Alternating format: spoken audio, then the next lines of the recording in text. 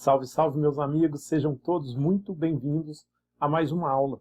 Hoje nós vamos falar sobre agravos e começaremos por não outro do que o agravo de instrumento.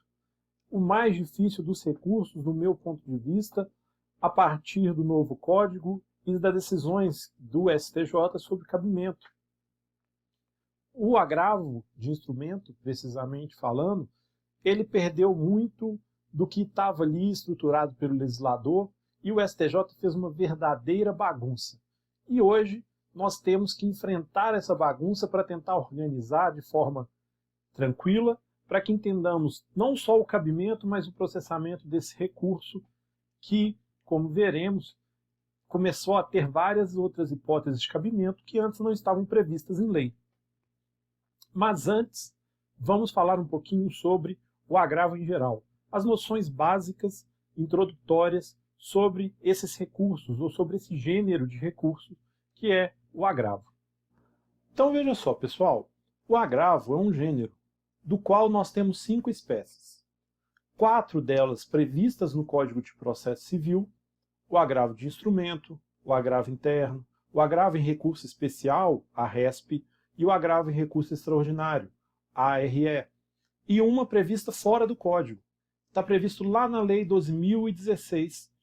Esse agravo da Lei 12.016, ele trata de uma hipótese específica de suspensão de segurança. Um incidente de suspensão de segurança é utilizado por empresa pública quando a decisão liminar ou a sentença que concedeu a segurança pode causar danos. E aí, neste caso, autoriza-se que ela peça ao presidente do tribunal a suspensão da segurança. O presidente do tribunal, desta decisão dele, caberá agravo. Então é um agravo específico, previsto lá na Lei 12.016, que não será objeto de nossos estudos, porque não está previsto no Código. Então, nós vamos nos concentrar nas seguintes hipóteses: no agravo de instrumento, no agravo interno, no agravo em recurso especial e no agravo em recurso extraordinário. Independente disso, é importante que nós consigamos ver quem são as partes no recurso de agravo, seja ele de instrumento, interno, em recurso especial ou extraordinário, ou até mesmo lá no agravo da Lei 12.016. Quando eu falo em recurso de agravo, eu tenho, por um lado, o agravante, que é quem impugna a decisão, quem está recorrendo, quem quer que a decisão seja reformada ou anulada. Então, eu tenho a figura do agravante de um lado, enquanto do outro, aquele que é recorrido, ele é chamado de agravado.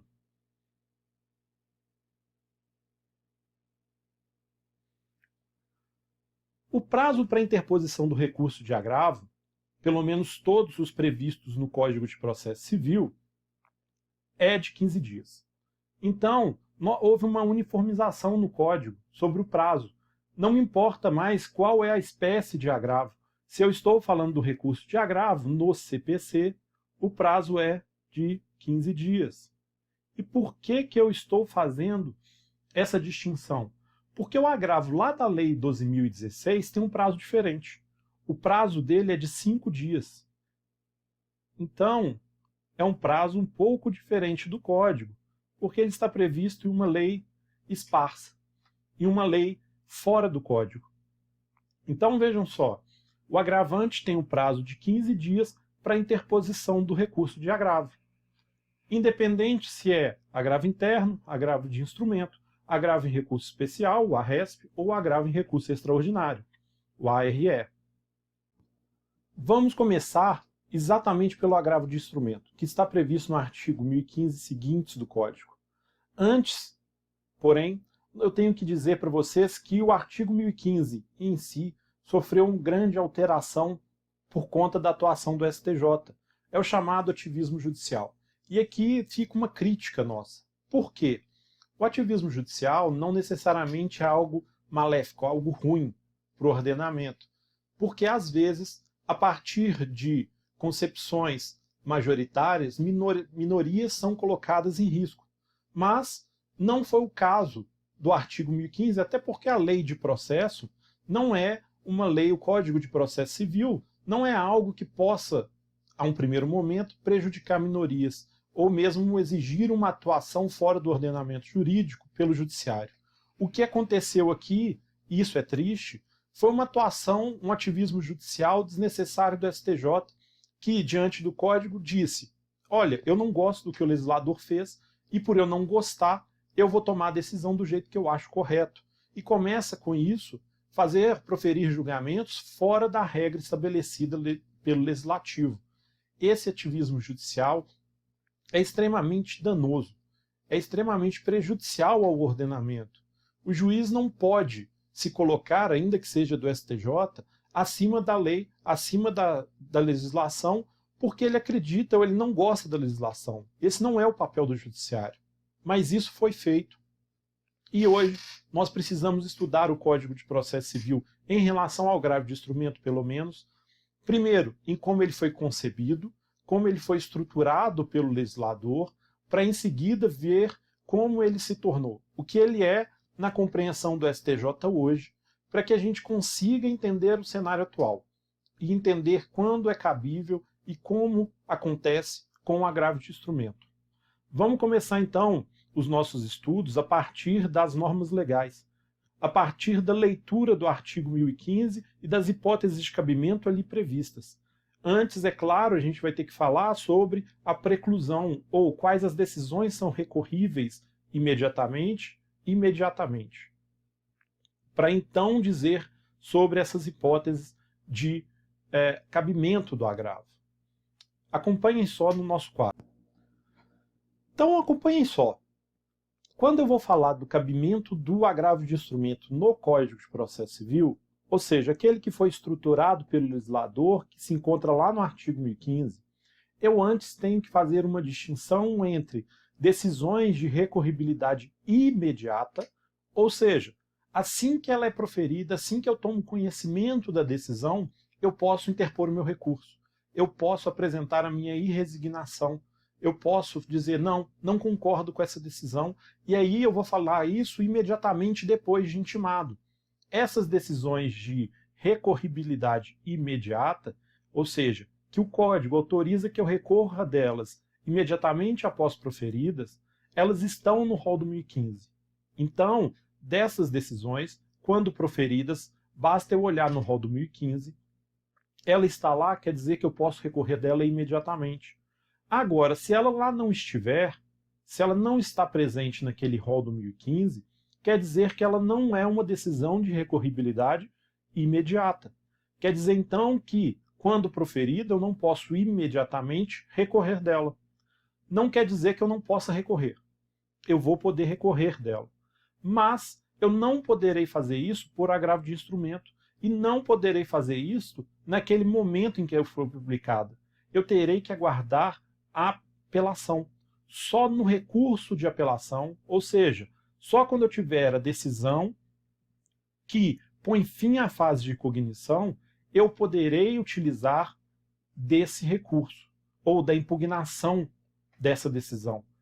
A decisão, então, de recorribilidade imediata será recorrida no recurso de apelação, enquanto todas aquelas previstas no 1015 são de recorribilidade imediata. Proferida, eu posso recorrer dela imediatamente. Eu não preciso aguardar pelo recurso de apelação, pelo final do processo. Vejam só, isso ou esse raciocínio se aplica no procedimento comum.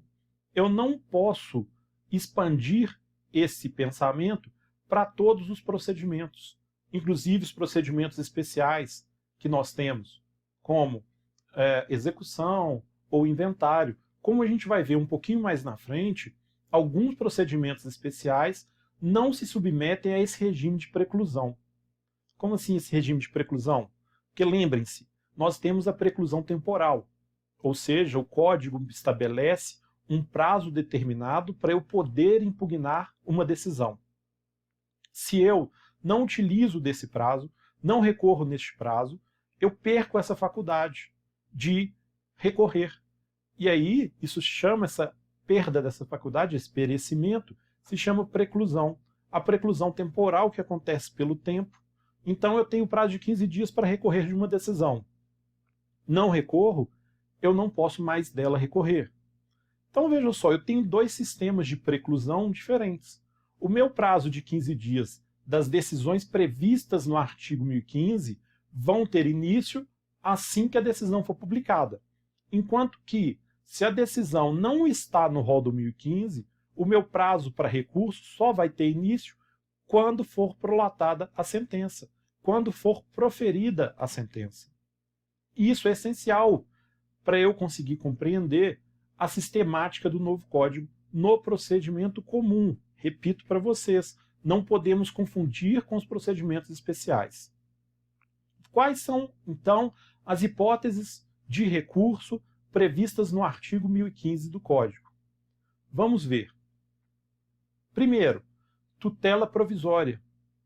Qualquer decisão envolvendo tutela provisória, lembrem-se que o Código traz as tutelas provisórias de urgência, cautelar e antecipada, e as tutelas provisórias de evidência, aquelas em que eu não preciso da urgência, mas ainda assim o juiz pode antecipar os efeitos da decisão final. Seja tutela de urgência, seja de evidência, cabe recurso de agravo de instrumento, porque está previsto no inciso 1º do artigo 1015. E é interessante verificar que o STJ já enfrentou hipóteses desse artigo 1015, inciso 1, duas vezes. A primeira foi lá no informativo 644, em que o STJ disse que a interpretação sobre as tutelas provisórias recorríveis, ou seja, qual decisão de tutela provisória eu posso recorrer. O STJ enfrentou isso e disse: eu posso recorrer de qualquer decisão que trabalhe algum tema de tutela provisória. Ou seja, se a decisão deferiu, eu posso recorrer. Mas se ela indeferiu, eu também posso recorrer. Se é uma modificação da tutela provisória, eu posso recorrer. Se está falando sobre o prazo estabelecido, eu posso recorrer. Ou sobre o valor da multa, por exemplo, eu também posso recorrer. Então, eu posso recorrer sobre o tema de tutela provisória numa interpretação ampla. Sempre que eu estiver diante de uma tutela provisória, independente se está falando sobre o deferimento ou não, sobre a concessão ou não, sobre o modo ou prazo de seu cumprimento, qualquer que seja a hipótese, eu posso apresentar o recurso de agravo de instrumento. E isso foi reafirmado pelo STJ no informativo 655. Lá no informativo 655 chegou ao STJ um recurso que tratava sobre multa. Simplesmente multa. Se determinou a obrigação de fazer, então a pessoa tinha que fazer alguma coisa sob pena de multa e queria se discutir o valor de multa. O tribunal não. Isso não é tutela provisória, é multa, são coisas distintas. Só que a multa é uma penalidade decorrente do não cumprimento da tutela provisória. E aí o STJ, reafirmando a posição dele de que qualquer matéria envolvendo tutela provisória pode ser objeto de agravo de instrumento, deu provimento ao recurso e disse não. Nesse caso também cabe agravo de instrumento. Outro informativo que é interessante nós falarmos é o informativo que tratou sobre a busca e apreensão de menor. Eu não vou falar o recurso, porque o número do recurso fica em segredo de justiça, porque se trata de menor, mas o STJ disse que a decisão que determina a busca e apreensão do menor, no curso do processo, ela tem natureza de tutela provisória. E se ela tem natureza de tutela provisória, cabe o recurso de agravo de instrumento. Então, contra a decisão que determina ou indefere a busca e apreensão de menor, também vai ser cabível o recurso de agravo de instrumento, com base no 1015.1, pois essa decisão tem natureza jurídica de tutela provisória. Nossa segunda hipótese, então, de cabimento de agravo, e aqui muito cuidado, é o mérito do processo. Então, toda decisão interlocutória que trabalhar sobre mérito do processo, cabe recurso de agravo de instrumento. Se você se assustou e fez uma confusão danada agora na sua cabeça, mas espera aí, mérito não é inerente à sentença? Como que eu tenho uma decisão interlocutória que vai trabalhar sobre mérito? Lembre-se, o Código autorizou, permitiu que eu tenha as decisões parciais de mérito.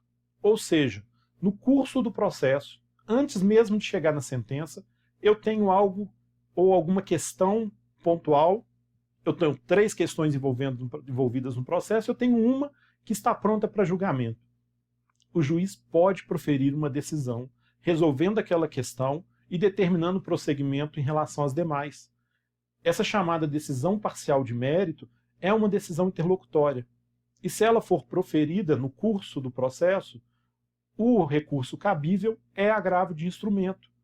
Por isso que o artigo 1015, inciso 2º, diz que as decisões interlocutórias de mérito do processo estão sujeitas ao recurso do agravo de instrumento. E aqui, mais uma vez, o STJ trouxe questões interessantes, decisões interessantes. A primeira foi lá no informativo 654. O informativo 654 trata sobre uma hipótese de impossibilidade jurídica do pedido. Todo mundo se lembra que Liebman, ao formular a teoria dele da ação, ele disse que, a teoria eclética, ele disse que eu precisava de 3 condições da ação. Interesse de agir, a legitimidade, ad causam, e a impossibilidade jurídica do pedido. Se eu tivesse uma impossibilidade jurídica do pedido, eu não teria condições da ação. A verdade é que o próprio Liebman, nas edições seguintes dos estudos dele, ele voltou atrás. Ele reformulou isso, dizendo não, a impossibilidade jurídica do pedido não é uma condição da ação, ela se confunde muito mais com o mérito. E a doutrina também já seguia por este caminho em críticas. Não, se é impossível juridicamente, eu estou falando da questão de mérito e não de condições da ação propriamente ditas. O STJ, enfrentando essa decisão, era também uma decisão que eu tinha uma impossibilidade jurídica do pedido no curso do processo, então foi reconhecida por uma decisão interlocutória. Ele disse, olha, a impossibilidade jurídica do pedido é questão de mérito. E se é questão de mérito, se enquadra no artigo 1015, inciso 2º. Isso saiu lá no informativo 654, ao julgar o RESP 1.757.123 de São Paulo. Então, quando eu tenho uma decisão no curso do processo, antes de chegar à sentença, em que parte dos meus pedidos o juiz entende que há uma impossibilidade jurídica do pedido, cabe o recurso de agravo de instrumento. E cabe com base no artigo 1015, inciso 2º, já que a impossibilidade jurídica do pedido é matéria de mérito.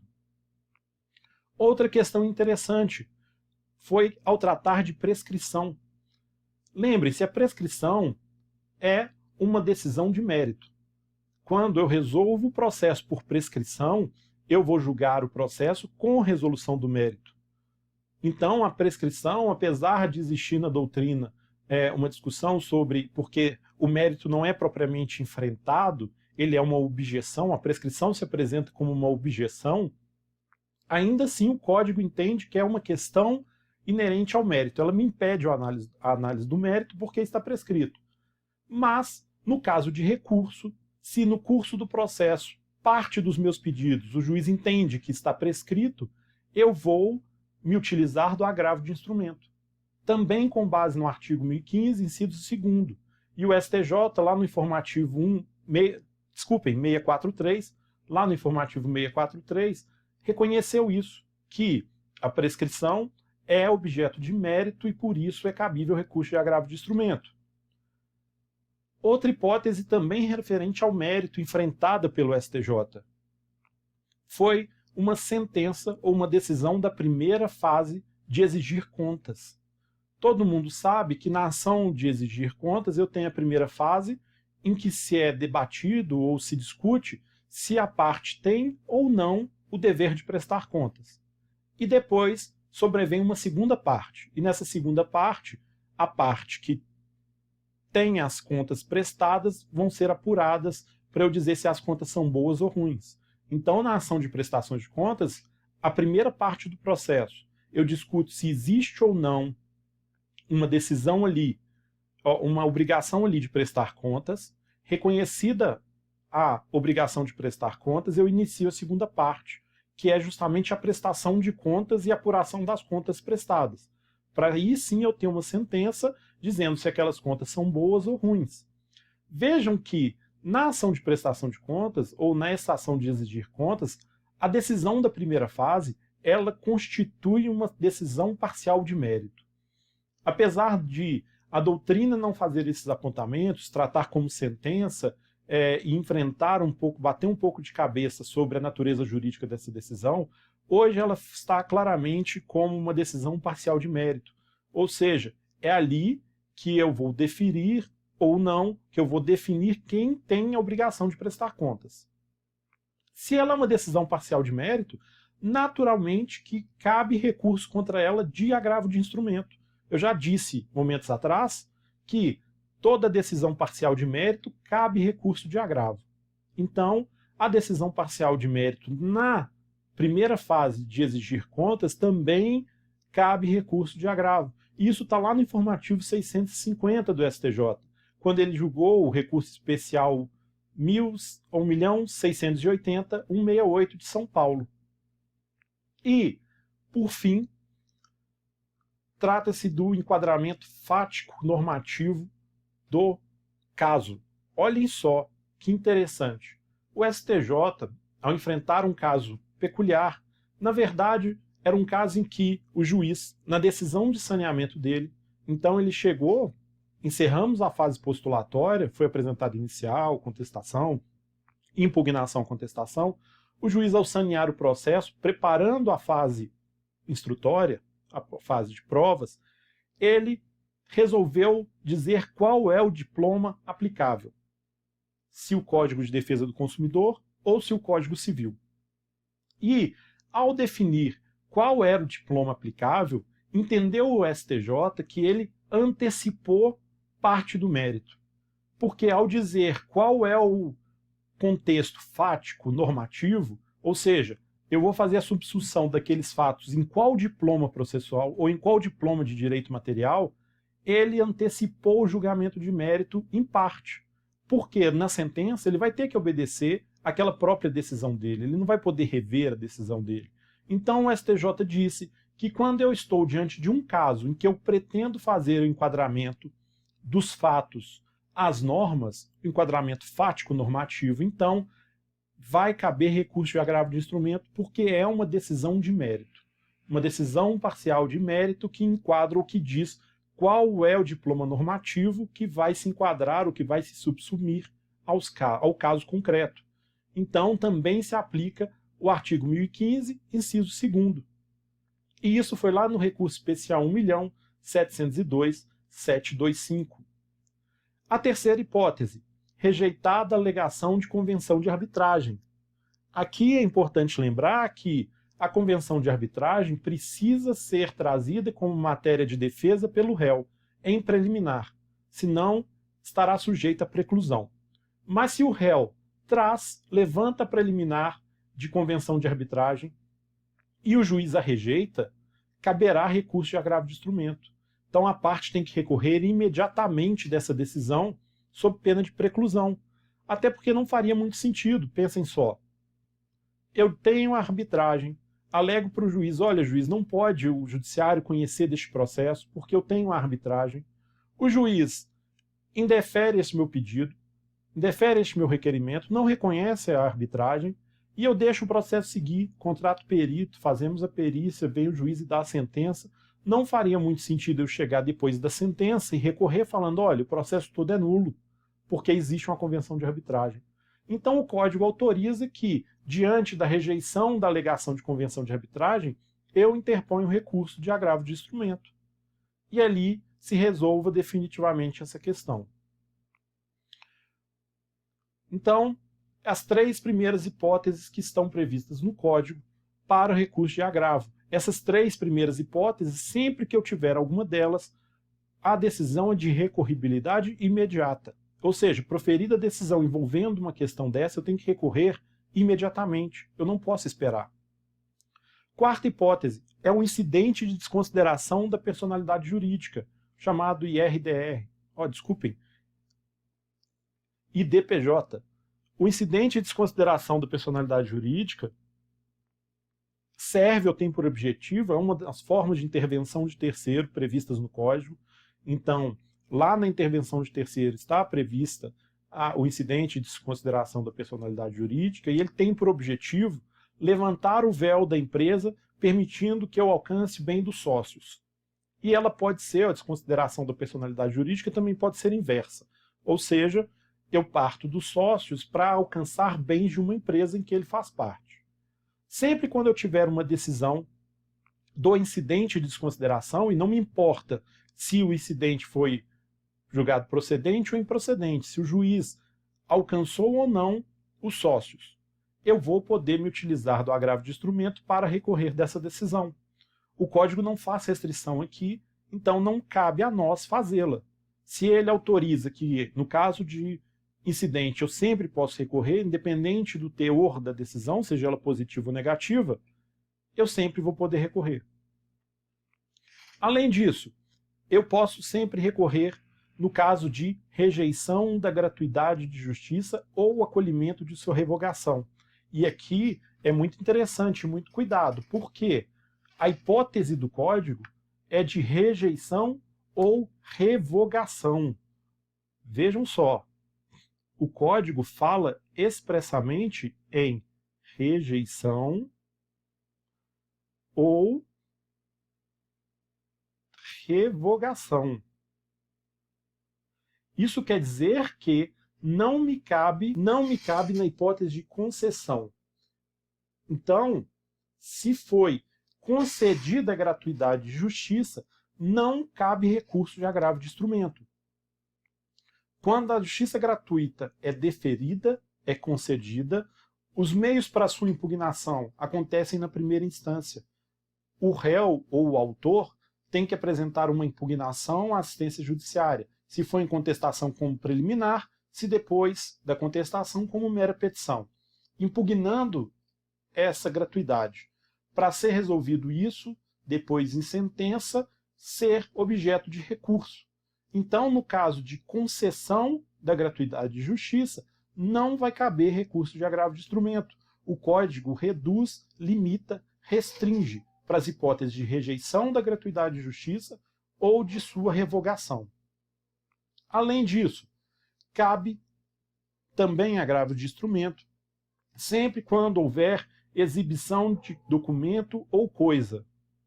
Quando a decisão, então, tratar sobre exibição de documento ou posse de documento ou de coisa, cabe o recurso de agravo de instrumento. E isso foi, inclusive, reafirmado pelo STJ, lá no informativo 661, ao julgar o recurso especial 1.798.939 de São Paulo.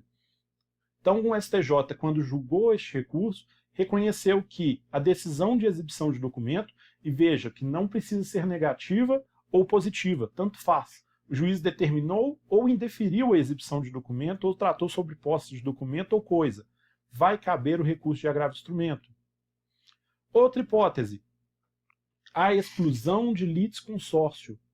Quando eu tenho, então,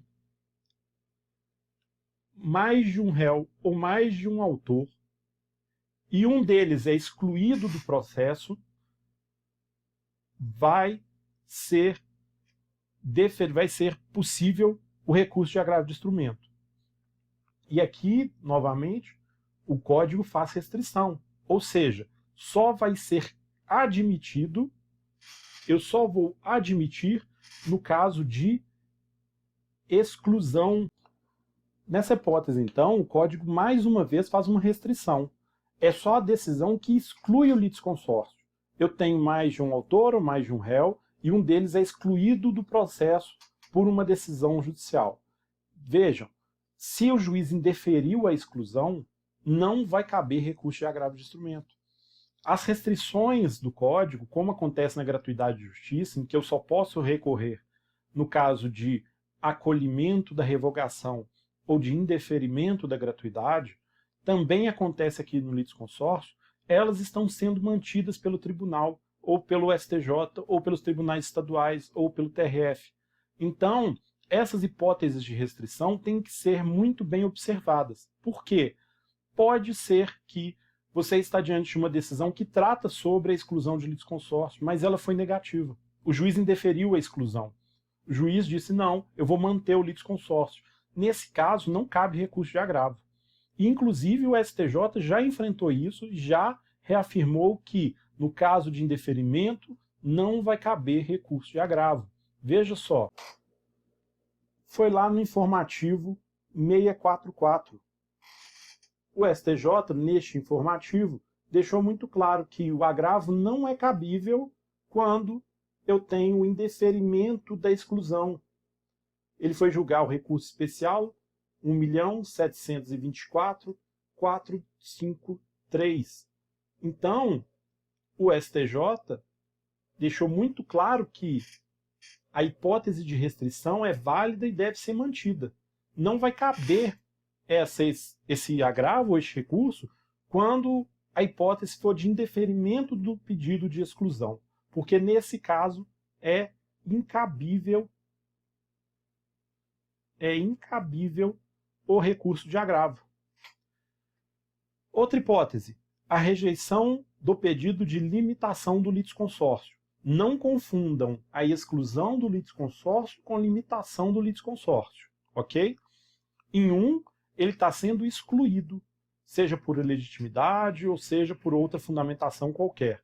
No caso de limitação do litisconsórcio, o juiz entendeu que aquele número elevado de autores ou número elevado de réus pode trazer demanda, ou pode trazer demora para o processo, então o processo pode se tornar demorado em virtude do grande número de partes, ou então pode prejudicar o direito de defesa. Em virtude disso, o juiz vem e limita o litisconsórcio. A hipótese é diferente da exclusão do litisconsórcio, ok? E, nesse caso, só vai caber quando o juiz rejeitar o pedido de limitação. A hipótese é diferente e a restrição também é diferente. Isso porque, na hipótese em que o juiz limitar os litisconsortes, ou fazer uma limitação nesse litisconsórcio, não cabe recurso. Não cabe recurso. O recurso só vai caber quando o juiz entender que não é necessária limitação. E ainda nós temos a hipótese de admissão ou inadmissão de intervenção de terceiro. Aqui, tanto para o positivo quanto para o negativo.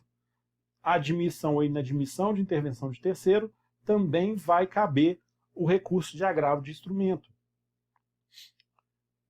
Ainda, cabe agravo de instrumento no caso de concessão, modificação ou revogação do efeito suspensivo aos embargos, e o STJ reafirmou a validade e correção deste inciso, dizendo, não me importa se está modificando o efeito suspensivo, se está ampliando ou restringindo, vai caber, tratando de efeito suspensivo e embargos à execução, cabe agravo de instrumento. E vejam só, até também não podia ser diferente, porque são dois motivos. O primeiro, embargos à execução têm natureza de processo de conhecimento. Então a gente está diante de um procedimento de cognição. E a segunda é que neste procedimento de cognição, o efeito suspensivo tem natureza de tutela provisória. Como nós vimos lá no inciso 1º, toda tutela provisória é passível de recurso. E nada mais é o efeito suspensivo nos embargos à execução do que uma tutela provisória. Só que o Código decidiu trazer a hipótese em específico aqui. Então, o Código resolveu falar, não, eu vou trazer uma hipótese específica de embargos, mas isso não modifica que é uma tutela provisória e, portanto, cabe recurso de agravo contra ela. Ok? Outra hipótese, a redistribuição do ônus da prova quando está diferente da norma. Então, a regra geral de ônus da prova é: cabe ao autor provar os fatos constitutivos do seu direito. Essa é a regra. E ao réu, os fatos modificativos, extintivos ou impeditivos do seu direito. Ou do direito do autor, propriamente dito.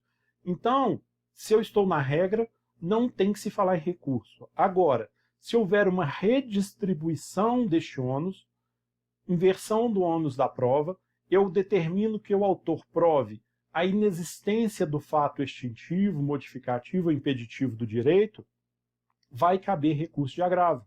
Quando eu tenho, então, uma inversão do ônus da prova, vai caber recurso de agravo. E o STJ disse que isso acontece, inclusive, com base no Código de Defesa do Consumidor. Não me importa se o fundamento legal é o 737, parágrafo 1º, ou é o Código de Defesa do Consumidor. Vai caber recurso de agravo da mesma forma. o STJ, então, ampliou um pouco esse inciso 11 para dizer que, no caso de restribuição, que tenha por fundamento uma decisão judicial com uma base legal, independente de ser o artigo 737, vai caber o recurso de agravo de instrumento. E, por fim, outros casos expressamente referidos em lei. O que é isso?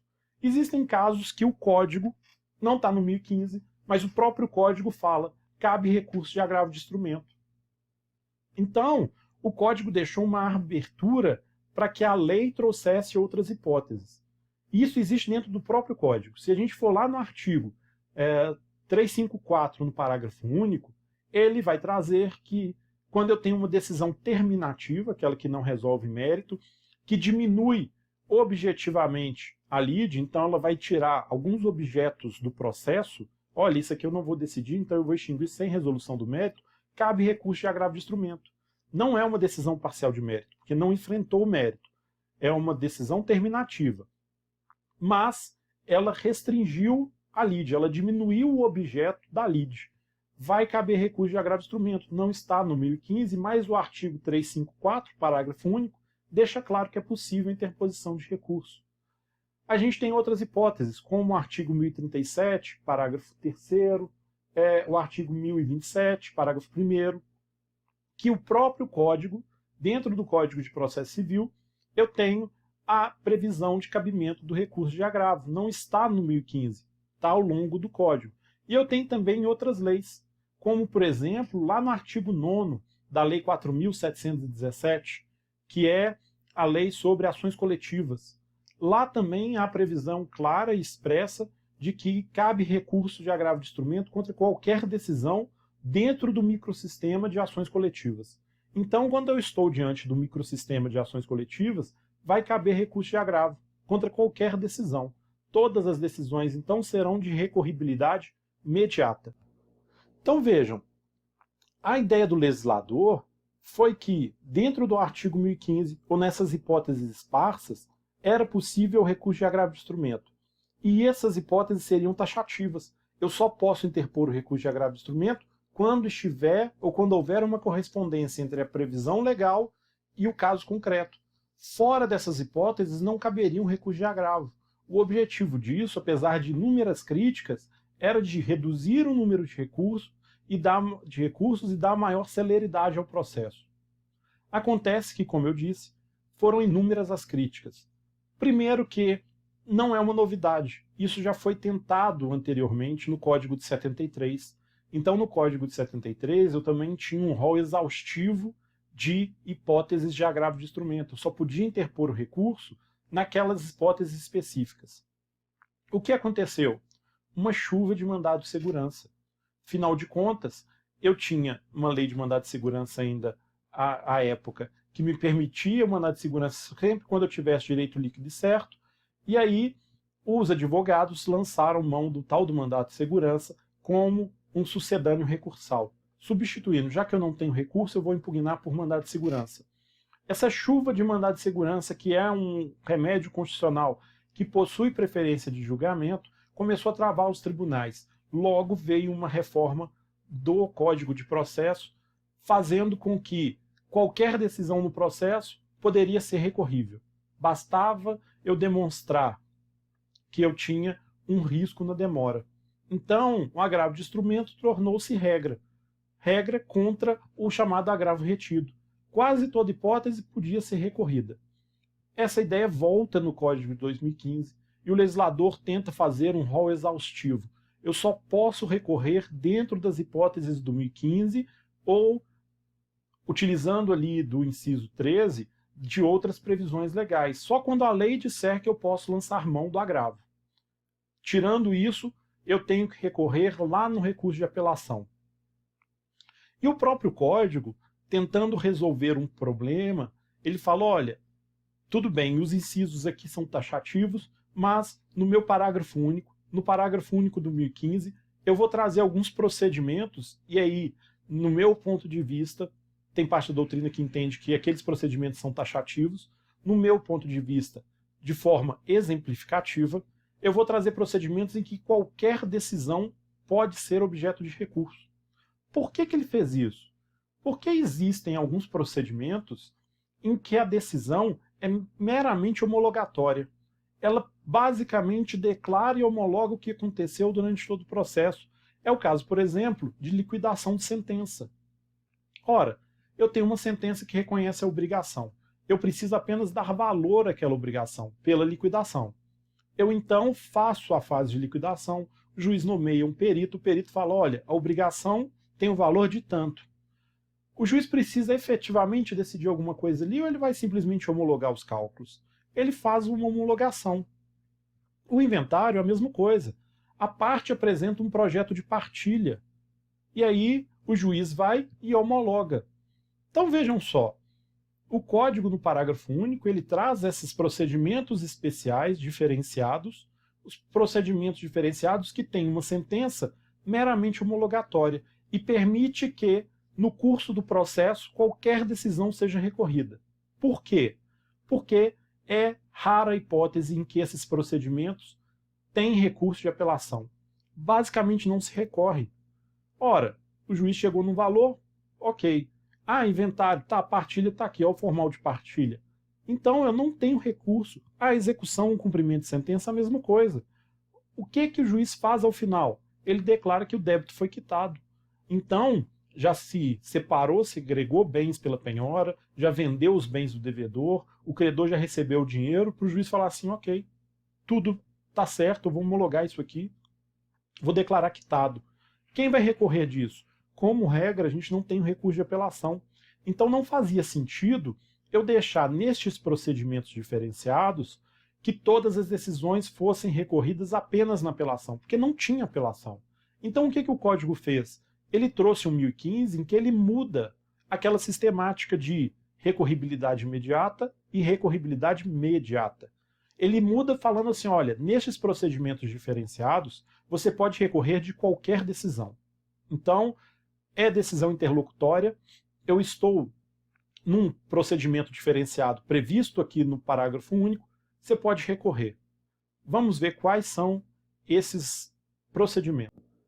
Então, o parágrafo único, ele enumera alguns procedimentos. Mais precisamente, a liquidação de sentença. Então, a fase de liquidação de sentença, que ao final é atribuído um valor à obrigação que já foi definida em sentença. O cumprimento de sentença, em que no final o juiz diz, ok, o cumprimento, a sentença foi cumprida, os valores foram pagos, ou a obrigação foi adimplida, como acontece também na execução. E o inventário, que simplesmente se homologa lá a partilha.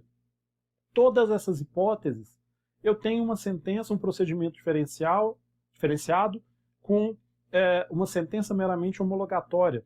Praticamente não há uma decisão de fundo mais profunda que exija maior dilação ou provas. E aí o que acontece? O legislador vem e fala, beleza, em relação a esses procedimentos você pode recorrer de qualquer decisão interlocutória. Aqui não se aplica aquela dualidade, recorribilidade imediata, recorribilidade imediata. Aqui todas as decisões são imediatamente recorríveis. Não tem essa história. E o STJ vem e diz, não, realmente, aqui nesses procedimentos, toda decisão pode ser impugnada, toda decisão interlocutória, claro, pode ser impugnada via agravo de instrumento. E isso está lá no RESP 1.803.925. Só que a doutrina diz, olha, existem outros procedimentos que não estão enumerados aí, que também a sentença é meramente homologatória. Eu não tenho um maior conteúdo decisório. Por exemplo, recuperação judicial e falência. Ora, na recuperação judicial, assim como acontece na falência, o juiz encerra a recuperação dizendo que o plano foi cumprido. Todas as decisões importantes já foram tomadas no curso do procedimento, de homologação de plano, de suspensão das ações e de cumprimento do próprio plano. Então, não faz sentido, eu não tenho recurso de apelação. E aí, o parágrafo único é taxativo, ele é exaustivo, ou ele é simplesmente exemplificativo? Em outras palavras, eu posso ter outros procedimentos diferenciados que, se a decisão for meramente homologatória, pode ser objeto de recurso qualquer decisão? O STJ vacilou diante do questionamento e falou, não, calma, nós vamos decidir. e nós vamos decidir em relação à recuperação judicial e à falência. No primeiro momento, então, a Lei 11.101, Lei de Recuperação Judicial e de Falência, foram afetados os recursos, ou seja, eles separaram alguns recursos para decidir sobre isso, e a gente ainda aguarda a decisão. É o tema 1022 do STJ. Estamos de olho, e assim que sair uma decisão, certamente vai ser resolvido o problema de é taxativo ou não. Me parece que não faz sentido eu reservar decisões interlocutórias no processo de recuperação judicial ou de falência para apelação, porque, como regra, eu não tenho apelação. Ora, o plano já foi cumprido, ou então todos os bens já foram partilhados entre os credores. Então, me parece que o caminho correto a ser seguido é que o parágrafo único é, sim, exemplificativo. Eu devo ampliar o seu sentido ou o seu significado, a sua normatização, para todos os procedimentos diferenciados em que a minha sentença tiver um caráter meramente homologatório, em que eu não houver uma decisão de mérito propriamente dita. Mas ainda não temos a decisão do STJ e vamos aguardar. Até aí tudo bem. Nós temos então o rol do 1015, em que o legislador pretendeu que fosse taxativo, e temos, dentro do rol do 1015, ali no parágrafo único, exceções, procedimentos em que se afastou aquela dualidade e se permitiu que todos os recursos de agravo de instrumento, ou todas as decisões, fossem impugnáveis por agravo de instrumento imediatamente. Eu não teria, então, uma decisão reservada ao recurso de apelação, senão a sentença. Acontece que, como eu disse no início da nossa aula, o STJ fez algumas alterações no entendimento sobre essa taxatividade. E isso precisa ser visto, então nós vamos, nessa parte da aula, ver a posição do STJ quando ele enfrentou em recurso repetitivo, então ele fez um precedente obrigatório, está lá no 927, para que se compreendesse ou se interpretasse o artigo 1015. Ele deixa de ser taxativo para ter o que o STJ chama de taxatividade mitigada. Veja só. Então vejam só, o STJ, a partir do julgamento do tema 988 dos recursos repetitivos, ele decide dizer quais são as hipóteses de cabimento do agravo de instrumento. E ele afetou um recurso especial para que isso fosse julgado, recurso especial 1.704.520. Qual que foi o entendimento que prevaleceu no STJ? A partir do voto da ministra Nancy Andrighi. Ela criou uma figura taxatividade mitigada, que, no meu ponto de vista, nada mais é do que exemplificativo, mas ela não quis fazer isso para não abrir muito. Então ela disse, olha, é taxativo o rol do 1015, mas existem hipóteses que não estão lá que é possível, mas continua sendo taxativo. Então vejam só, diz a ministra que o 1015 possui uma singular espécie de taxatividade mitigada, porque ela permite que se adicione hipóteses de cabimento, mas sem respeitar as normas fundamentais do CPC e sem grave prejuízo às partes ou ao próprio processo. E aí, ela estabelece um requisito para que essas decisões sejam recorridas. E qual que é este requisito? De acordo com a ministra, eu sempre vou poder recorrer via agravo de instrumento quando for uma questão considerada urgente decorrente da inutilidade do julgamento da questão no recurso de apelação. Então, se a minha questão no recurso de apelação perder o sentido de ser, ela for inútil, porque o efeito dela já vai ter se concretizado no curso do processo, entende a ministra que eu posso apresentar um recurso de apelação. E aí, a partir disso, o STJ foi enfrentando casos específicos, como, por exemplo, ao tratar do ônus da prova. Mas isso já está previsto no Código, como a gente viu, a redistribuição do ônus da prova era motivo de agravo de instrumento, mas apenas com base no 373. E aí vem o STJ e diz, não, lá no informativo 645, ao julgar o RESP 1.729.110, o STJ diz, não, a decisão que defere ou indefere a distribuição dinâmica do ônus da prova ou qualquer outra atribuição do ônus distinta da regra legal é cabível recurso. Então, não importa se está no 373 ou não, se é uma questão de ônus da prova, está redistribuindo este ônus, ou qualquer atribuição, atribuindo a outro como prova diabólica, enfim, vai caber o recurso de agravo de instrumento. Por outro lado, algumas decisões continuam sendo inadmissíveis em virtude da taxatividade. Então vejam, ela mitiga em algumas hipóteses, mas em outras se mantém a taxatividade. É o caso, por exemplo, do informativo 654, em que se definiu que a decisão que defere a prova pericial na segunda fase da prestação de contas não é recorrível por agravo de instrumento. De igual forma, a decisão de saneamento lá do informativo 653, quando o juiz fixar os pontos controvertidos, deferir provas, mas indeferir o julgamento antecipado da lide, mais uma vez, não é cabível recurso de agravo de instrumento. E ainda nós temos a fixação da data de separação, em que se reconhece que é cabível. Aqui não me parece efetivamente que se trata de um ativismo ou se trata de uma ampliação, porque a fixação da data de separação para fins de partilha é uma decisão parcial de mérito. Então o informativo 645 traz essa decisão, mas ela já estava prevista lá no 1015, inciso 2º, quando ele fala decisão interlocutória que define o mérito, porque a fixação da data de separação é lógico que é cabível o recurso de agravo, porque está no 1015, lá no inciso 2º. Ok? Tudo bem. E, por fim, a última decisão, que é super interessante, foi a do informativo 651, ao julgar o recurso especial 1797991. O que o tribunal fez? E quando a minha decisão interlocutória tem mais de um capítulo? Imaginem que a minha decisão interlocutória, ela deferiu a produção de prova, mas também deferiu a tutela provisória. Eu tenho, então, 2 conteúdos. Eu vou poder recorrer dos 2? Aquela decisão será impugnada pelos 2?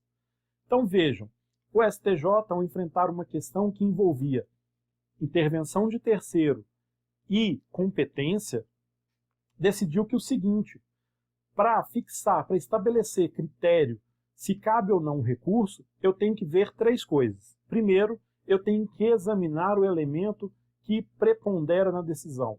Nesse caso lá, eles falaram, olha, o que prepondera aqui é a intervenção de terceiro. Por quê? A intervenção de terceiro é antecedente e a competência é consequente. Já que, no caso, a intervenção iria modificar a competência. Então, a competência seria uma consequência da admissão da intervenção de terceiro. Então, possibilitaria o agravo de instrumento. E, por fim, o exame do conteúdo das razões recursais apresentadas pela parte. Deixa eu ver se a parte está querendo recorrer efetivamente da decisão que trabalha sobre a tutela provisória ou se ele está querendo falar sobre as provas que foram deferidas. Eu, então, tenho que ver as razões recursais, qual é o conteúdo dela, o que pretende efetivamente a parte.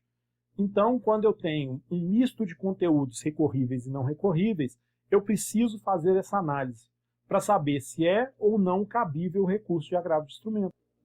Percebam, então, que nós temos hipóteses distintas da legal que são autorizadas pelo Código de Processo Civil, como é o caso de competência. Eu tenho uma taxatividade, então, que foi mitigada pelo próprio STJ, motivo pelo qual nós fizemos o estudo a partir, inicialmente, das hipóteses legais, para depois ampliarmos e se compreender que o STJ, ao julgar em recurso repetitivo as hipóteses de cabimento de agravo, estabeleceu uma taxatividade que eles denominam de mitigada, ou seja, é taxativo, mas quando eu quiser julgar em virtude da urgência, e a urgência aqui é a inutilidade de posterior impugnação dessa decisão para o processo, pode ser o recurso julgado. Então, o cabimento do recurso de agravo de instrumento hoje exige que nós vejamos não só o 1015, mas a própria posição do STJ em relação à admissibilidade ou não da impugnação de determinadas decisões. Vencido o cabimento, a gente precisa falar um pouquinho sobre requisitos de admissibilidade específicos para o agravo de instrumento. Os requisitos de admissibilidade dos recursos já foram vistos em um tópico próprio. Agora, nós vamos apenas passar por requisitos específicos do agravo, porque o agravo de instrumento traz algumas peculiaridades em relação aos demais recursos. Vejam só, meus amigos. Quais são os requisitos, então, o que eu devo preencher na interposição do meu recurso de agravo de instrumento para que ele seja conhecido, para que eu ultrapasse o juízo de admissibilidade a ser feito pelo relator? A primeira coisa, a petição de agravo de instrumento possui alguns requisitos formais. Quais são esses requisitos formais? O agravante deve, na sua peça, primeiro, informar o nome das partes, quem é agravante, quem é agravado. Em seguida, ele vai fazer uma exposição de fato e direito que envolve a questão controvertida e apresentar as suas razões para a reforma da decisão ou para a sua anulação. Não basta isso. Ele ainda deve apresentar como requisito para admissibilidade o nome e endereço completo dos advogados constantes do processo. Então vejam, ele precisa indicar o nome e endereço do advogado, tanto do agravante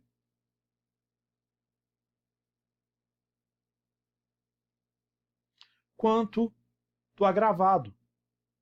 Não basta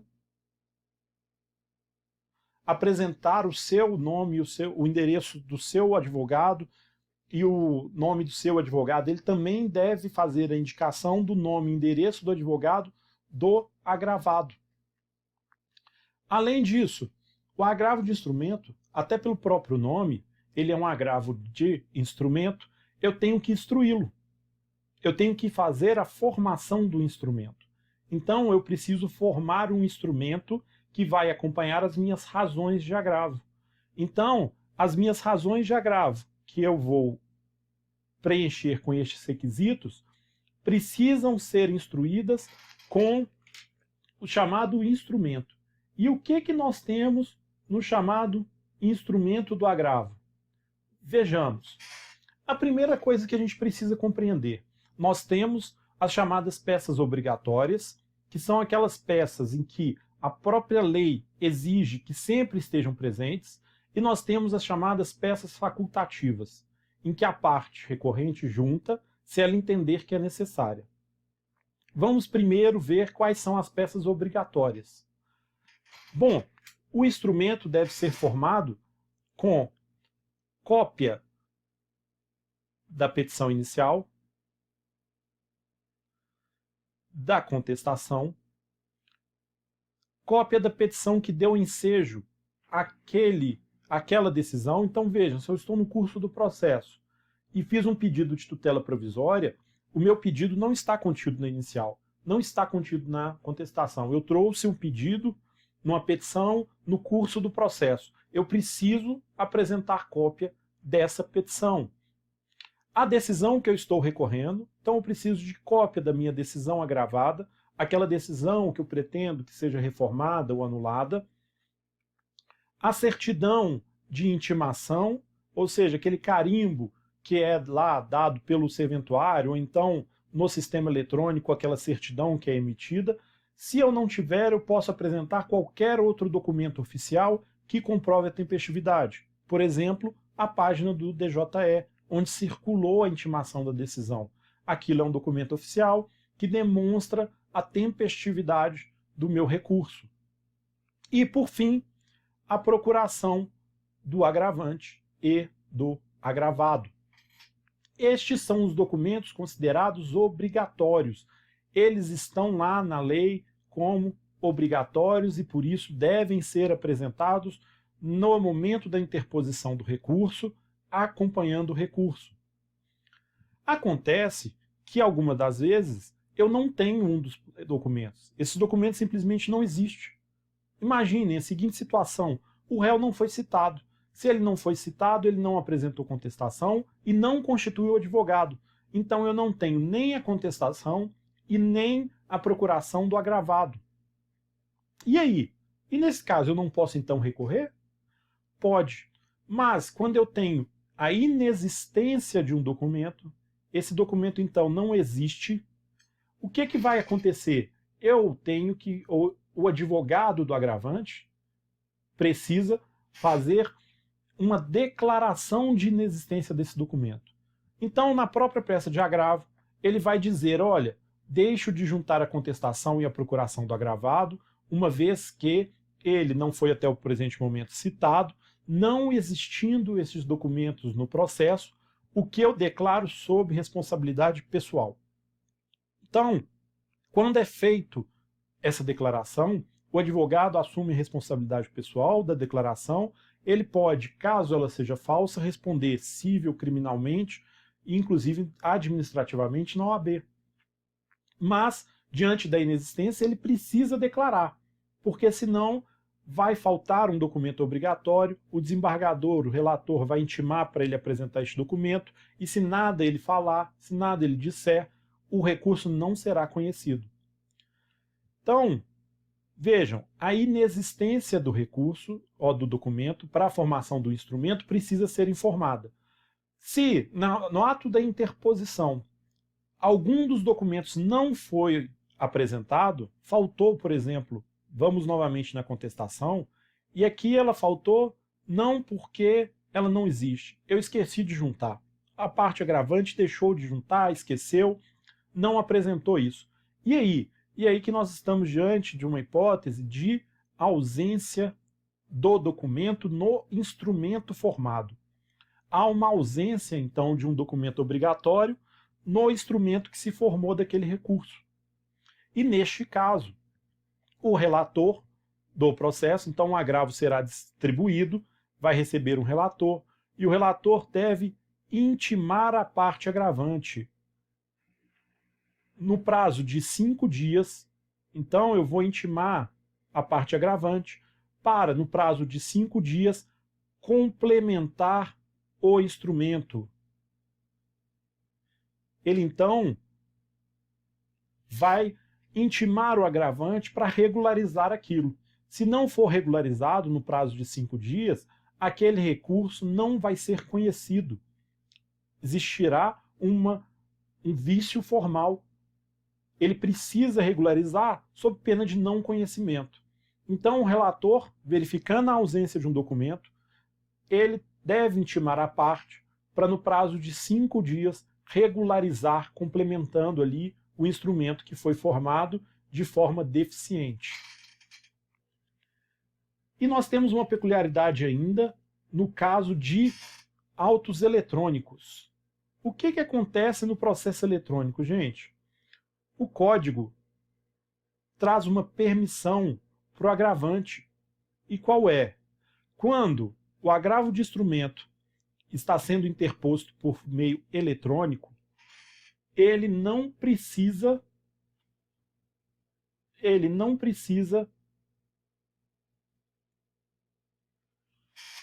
formar o instrumento. Então, quando eu estou no meio eletrônico, eu não preciso formar o instrumento. Eu simplesmente comunico que é meio eletrônico. Aqui, devemos chamar atenção para algumas coisas. A primeira, não basta que o recurso seja eletrônico. Ou seja, em algumas comarcas, o processo é físico, mas o tribunal só aceita recurso eletrônico. Então, cabe à parte lá interpor o recurso de forma eletrônica, apesar do processo ser físico. Essa possibilidade de não formar o instrumento em processo eletrônico não se aplica, porque o processo de primeira instância é físico. A ideia é que o desembargador consiga, diante das suas razões, acessar o processo, que é eletrônico, e ver como estão os documentos. Então, eu não posso deixar de formar um instrumento quando o processo de primeira instância é físico.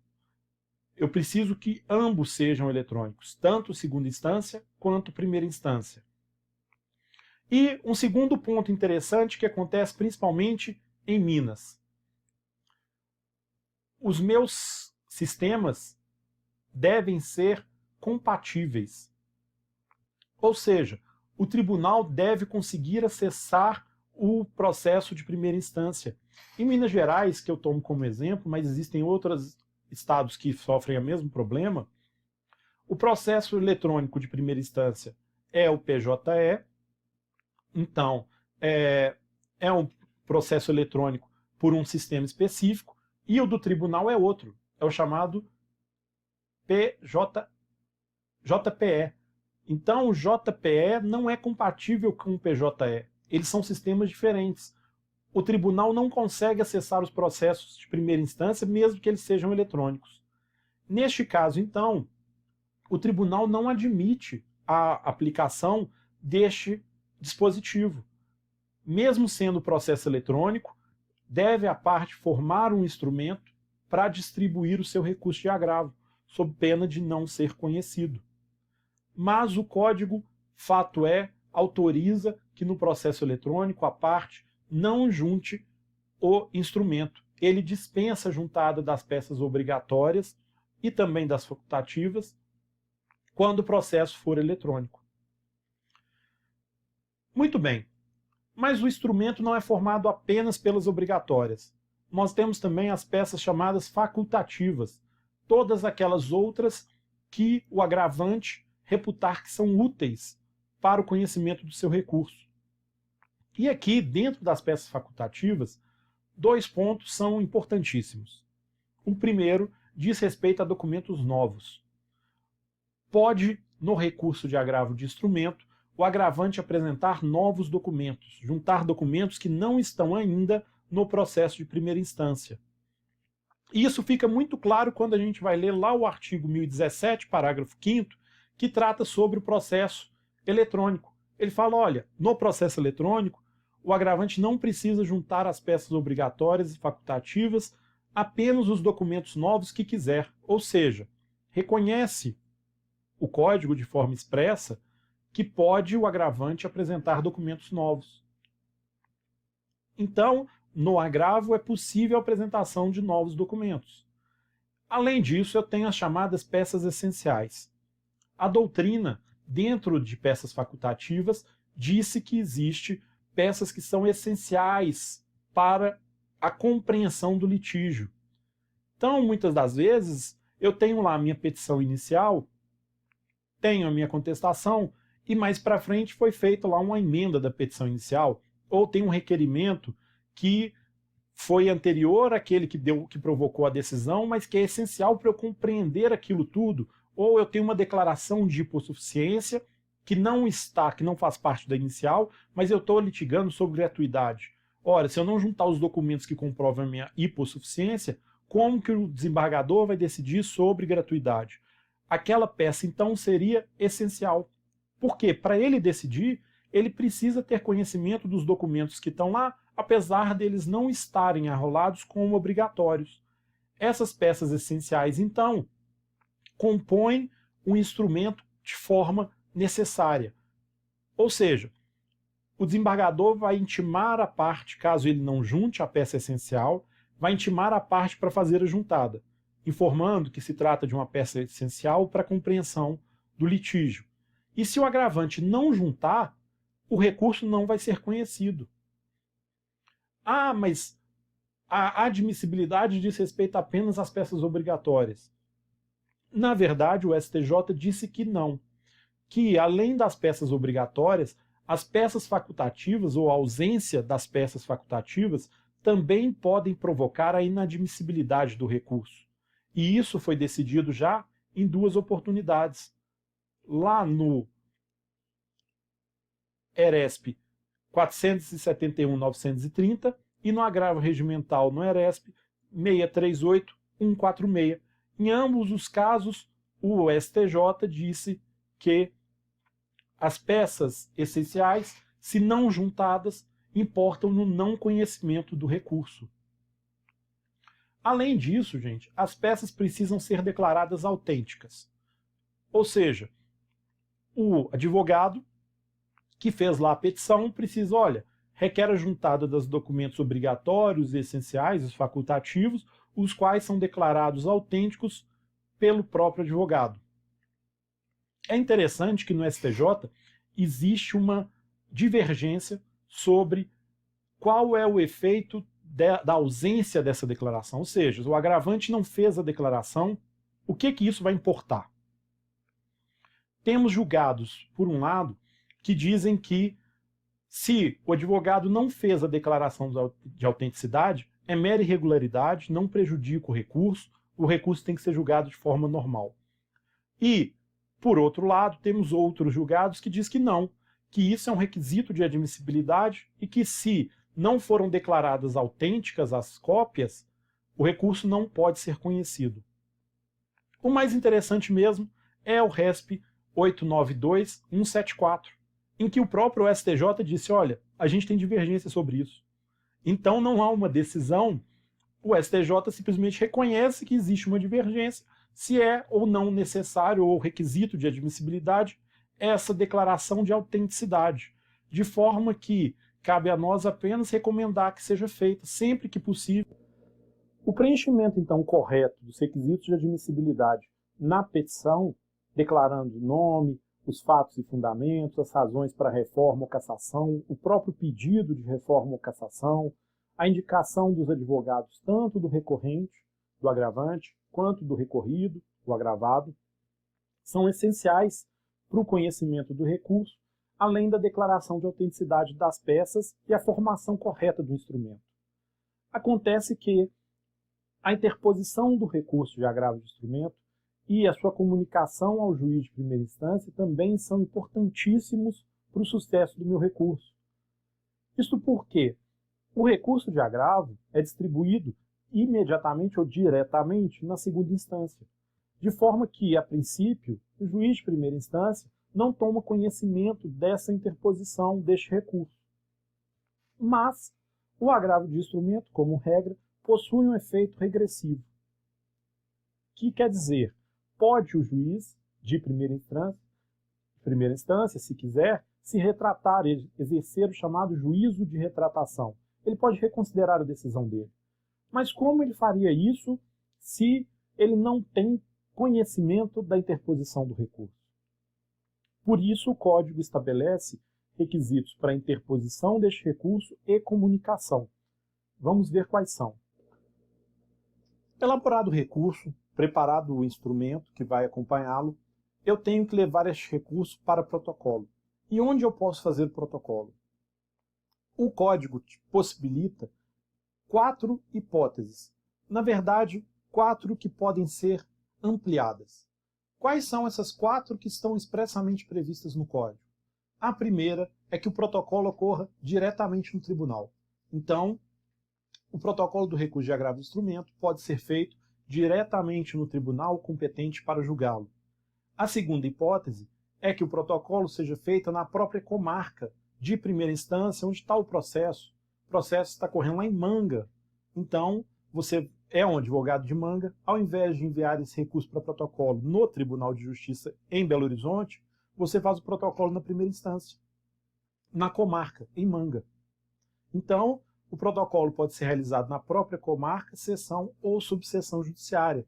E aqui, uma observação que é muito interessante.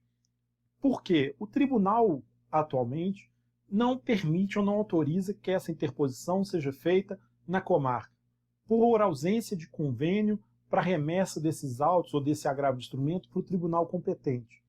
Acontece que essa forma de interposição está prevista em lei. O Código de Processo Civil é expresso ao estabelecer isso.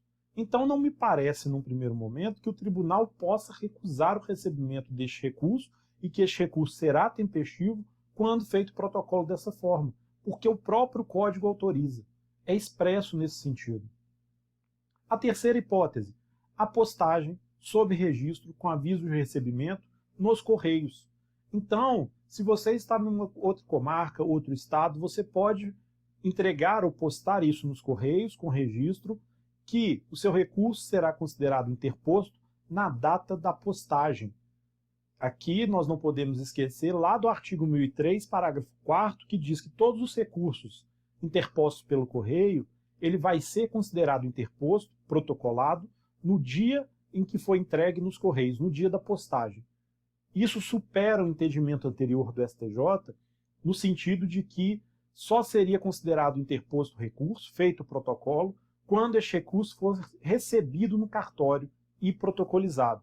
Isso não é mais aceito, foi superado, não pode mais se admitir, a partir do momento que o Código estabelece, primeiro, a possibilidade de protocolo pelo correio, e segundo, tem norma específica no artigo 1003, parágrafo 4º, dizendo que a interposição será considerada feita com a postagem do recurso.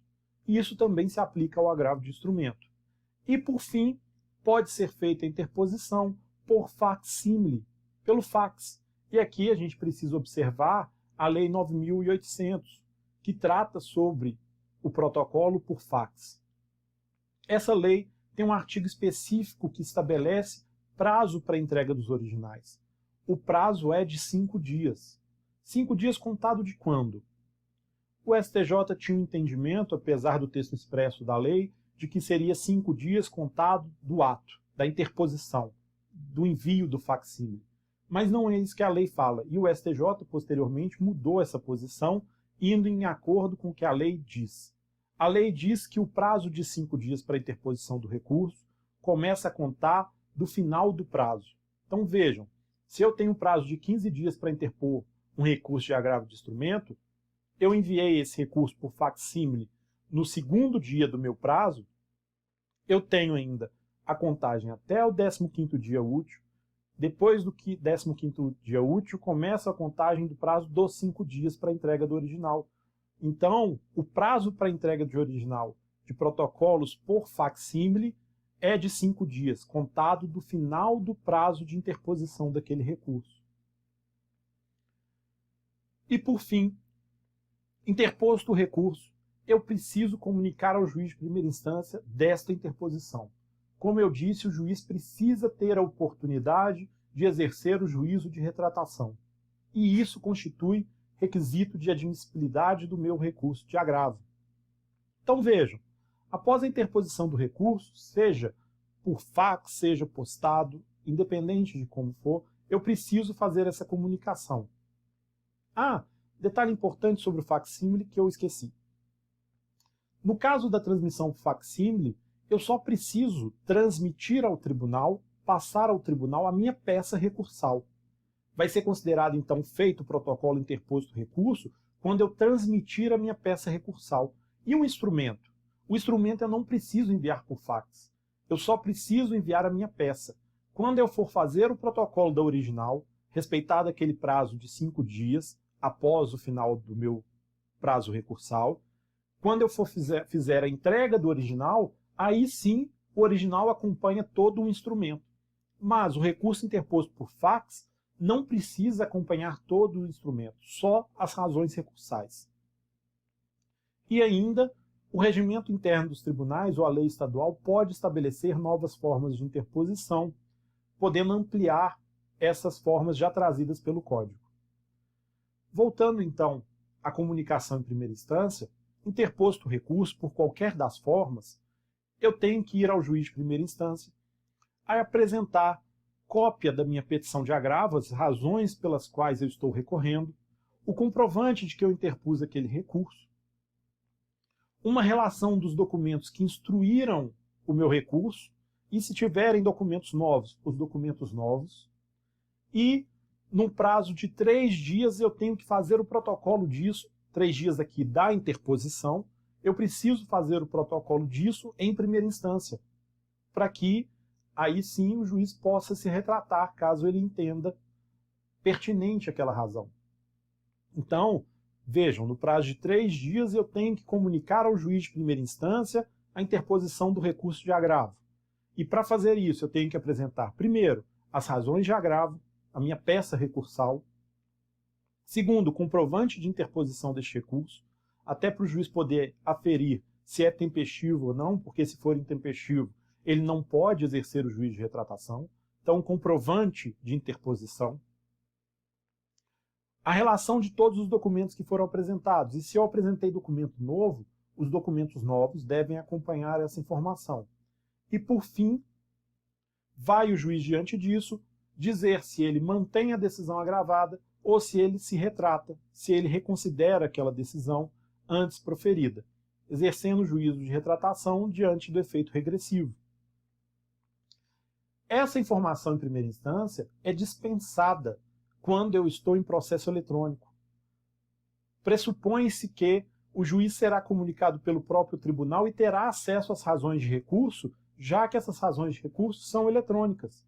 Então a parte agravante fica dispensada de realizar isso apenas quando eu estiver em processo eletrônico. E aqui observe-se as mesmas anotações anteriores, ou seja, ambos os juízos devem ter processo eletrônico, tanto segunda instância quanto primeira instância. E os processos ou os sistemas devem ser compatíveis, para que o juiz consiga acessar aquelas razões recursais. Se não estivermos diante de um processo eletrônico, portanto, a parte ficar dispensada de fazer essa comunicação, então não estamos diante de um processo eletrônico, não existe essa dispensa, e a parte deixa de fazer. A parte deixou, então, de comunicar ao juiz de primeira instância, 3 dias depois da interposição, que agravou daquela decisão. Qual é a consequência? A consequência é o não conhecimento do recurso. E vejam só, não se trata de uma matéria de ordem pública. Isso quer dizer que o juiz não vai poder conhecer de ofício, ela não é cognoscível de ofício. A parte contrária deve alegar. Então, para que não tenha o conhecimento do agravo de instrumento, cabe ao agravado comunicar ao tribunal o descumprimento. Então, o agravado, nas suas contrarrazões, na primeira manifestação que ele vai fazer no agravo, ele faz uma preliminar. Não conhecimento do agravo de instrumento. Por quê? Ausência de comunicação em primeira instância. E aí, não basta ele alegar, ele precisa provar. De acordo com o código, ele deve alegar em preliminar e produzir prova de que não foi cumprido a comunicação. E como que poderia ele, então, provar? Nós temos 2 hipóteses distintas. A primeira é a mais completa ausência de manifestação. Passaram-se os 3 dias, passaram-se 5 dias, o réu foi intimado, o agravado foi intimado para contrarrazões, ele vai até o processo e nada de comunicação, a mais completa ausência. Como nós faremos, então, prova de algo que não existe? Mediante certidão judicial. Então deve o agravado pedir uma certidão em cartório para o escrivão, na primeira instância, informando que o agravo de instrumento não foi comunicado naquele processo. De posse dessa certidão, ele tem a prova, ele faz a preliminar de não conhecimento por ausência de comunicação e junta ali o documento novo, que é a certidão. Porque o agravado também pode juntar documentos, afinal de contas, pela ampla defesa e isonomia, se pode o agravante trazer documentos novos, por óbvio, o agravado e sua resposta também pode fazê-lo.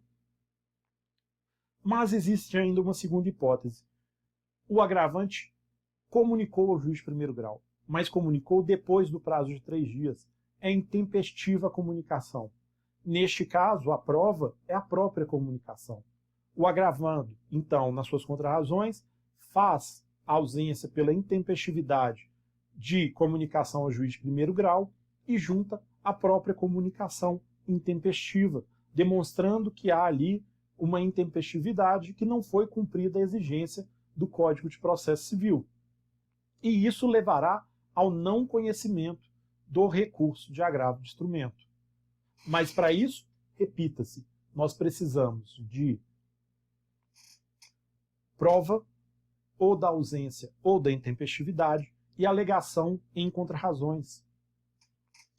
É verdade que são inúmeros os julgados dos tribunais em que o tribunal de ofício não conhece de recurso por falta desta comunicação. Normalmente o juiz, quando é solicitado informações a ele, ele comunica ao tribunal que não houve o cumprimento e o tribunal decide por conta própria não conhecer do recurso. Não nos parece que isso é possível no novo código, porque o novo código atribui expressamente ao agravado a necessidade de alegar, de trazer em contrarrazões, em contraminuta, a ausência de comunicação e ainda produzir a prova necessária sobre essa ausência de comunicação. Para fecharmos então o agravo de instrumento, nós precisamos falar sobre a resposta do agravado. O agravado recorrido terá o prazo de 15 dias para apresentar a sua resposta. A sua resposta é denominada contraminuta. Alguns doutrinadores chamam de contrarrazões, mas, tratando-se de agravo, parece-me mais correto falar de contraminuta, mas é uma questão meramente formal, não vai prejudicar a resposta de nenhum recorrido. O prazo é de 15 dias, assim como é o prazo de interposição. Há uma isonomia de prazos para que a gente tenha um tratamento igual entre as partes. E pode o agravado apresentar documentos novos em sua resposta, como pode o agravante apresentar documentos novos em seu recurso. Não há óbice nem para um, nem para o outro. O agravo de instrumento não possui efeito suspensivo como regra. Então, se eu não tenho um efeito suspensivo natural, dado por lei, op legis, eu preciso de um efeito suspensivo judicial, op judicis. E para isso, primeiro, eu tenho que ter requerimento do agravante. O agravante, nas suas razões de recurso, tem que demonstrar que aquela decisão que foi proferida, que ele recorre, é passível de causar dano grave de difícil reparação, além da plausibilidade do direito que ele invoca. Em outras palavras, ele tem que demonstrar a presença dos requisitos da tutela provisória, porque o efeito suspensivo nada mais é do que uma tutela cautelar. Ele, então, demonstra a presença dos requisitos e pede que seja conferido efeito suspensivo. Além do efeito suspensivo, também é lícito ao agravante deduzir pretensão ou requerimento para a tutela provisória antecipada, o chamado efeito suspensivo ativo na praxe. O efeito suspensivo ativo nada mais é do que a tutela antecipada recursal. Não me basta suspender aquela decisão, os efeitos da decisão que eu recorro. Eu quero ainda que o desembargador me antecipe os efeitos daquela decisão que eu estou pretendendo reformar. Imaginem, em primeira instância, foi pedida uma tutela provisória, indeferida. Cabe recurso de agravo. Eu recorri e peço o efeito suspensivo. Tudo bem, vou continuar sem a tutela. Eu preciso da tutela, afinal de contas, há uma situação urgente, é uma tutela de urgência, eu posso sofrer danos até o julgamento do agravo. Para evitar esses danos, então, o que eu faço? Eu faço um pedido de tutela antecipada recursal. Peço ao desembargador que não só retire os efeitos da decisão que eu estou recorrendo, como ainda antecipe os efeitos do recurso quando ele for provido. Me dê a tutela provisória. Alguns, na prática, chamam isso de efeito ativo, ou efeito suspensivo ativo, justamente porque ele é positivo. Ele vai além de tirar a eficácia da decisão para lhe entregar algo não decidido até o momento. E, por fim, nós temos que fazer observações sobre a sustentação oral. A sustentação oral no recurso de agravo de instrumento somente está prevista no Código para as hipóteses de tutela provisória. Parece que o legislador esqueceu que o inciso 2º do 1015 traz exatamente questões de mérito, muito mais graves do que a tutela provisória, afinal de contas, naquela questão de mérito, ela pode fazer coisa julgada, enquanto na tutela provisória não. Como o próprio nome diz, ela é provisória e pode ser revista no julgamento do mérito propriamente dito. E, por incrível que pareça, os agravos interpostos contra a decisão de mérito não têm visão legal no Código para a sustentação oral. Parece que esse equívoco deve ser resolvido no regimento interno dos tribunais, já que o regimento interno pode atribuir novas hipóteses de sustentação oral, mas a hipótese trazida pelo Código para a sustentação oral é única e exclusivamente em agravo de instrumento nos casos de tutela provisória. A partir deste momento, então, distribuído o recurso, ele vai concluso para o relator intima o agravado, mesmo que ele não tiver sido citado, não tiver advogado constituído nos autos, ele deve ser intimado por carta com AR. para contrarrazões. Ele vai ter o prazo de 15 dias para essas contrarrazões. Feito isso, nós vamos seguir a ordem dos processos nos tribunais. Todo o caminho vai ser percorrido até o julgamento deste recurso. Com isso, nós finalizamos o agravo de instrumento. Eu agradeço vocês por, até este momento, estarem comigo. Espero que vocês tenham gostado. Essa aula está disponível lá no salinha.tv do YouTube, e qualquer outro motivo que vocês queiram entrar em contato comigo, podem mandar mensagens pelas redes sociais ou pelos portais, que nós estaremos sempre à disposição. Forte abraço.